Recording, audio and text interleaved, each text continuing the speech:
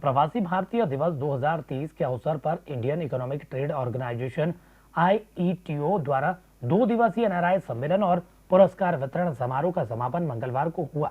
2 दिनों तक अलग अलग सत्रों के माध्यम से व्यापार और अर्थव्यवस्था से जुड़े विषयों पर विचार विमर्श भी किया गया।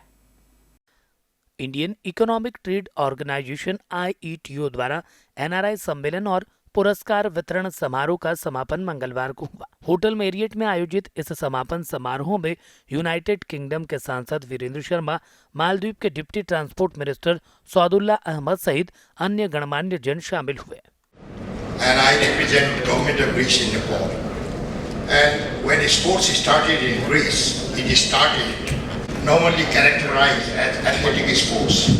But here in India and Nepal, we are now organizing, interesting for the whole world, because we have already tested this spiritual sports in the birthplace of Buddha, in Lumbini, the first spiritual sports. Now, what is spiritual sports?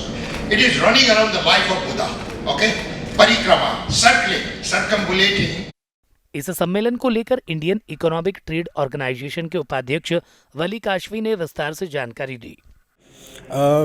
इस कार्यक्रम का उद्देश्य यह है कि हम जैसे NRI, हमारे जो नेटवर्क में एनआरआई हैं, इंडियन इकोनॉमिक ट्रेड ऑर्गेनाइजेशन के करीब कुछ 1200 मेंबर्स हैं पूरे वर्ल्ड में, और क्रॉस जब ये एनआरआई इंटरवेंशन हो रहा है, हमने पहली बार अभी इसको ऑर्गेनाइज़ किया है कि इसको हमारे जो ग्रुप के एनआरआई हैं उनको बुलाया जाए, उनको एक फोकस डिस्कशन किया जाए और उनको बताया जाए कि जिस सिटी में भी कर रहे हैं, जैसे इंदौर है या कोई भी दूसरे सिटी में है, ऑब्जेक्टिव है कि उसको कैसे हम उसको आगे बढ़ावा दें, हम उसको कैसे एक फोकस्ड डिस्कशन लाएं, और उद्देश्य ये है कि इसका आउटकम एक होना चाहिए और उसके आउटकम के साथ एक आउटपुट भी मेजर होना चाहिए, और जब आउटपुट मेजर होता है तब जाके एक चीज़ की सफलता हासिल होती है।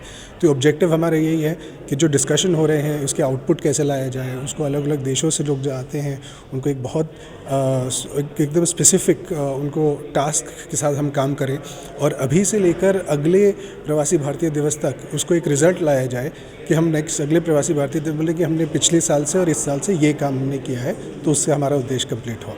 तो उससे जो आते हैं लोग तो उनको भी एक सपोर्ट सिस्टम मिलता है, और दैट वो हम लोग क्रिएट करते हैं।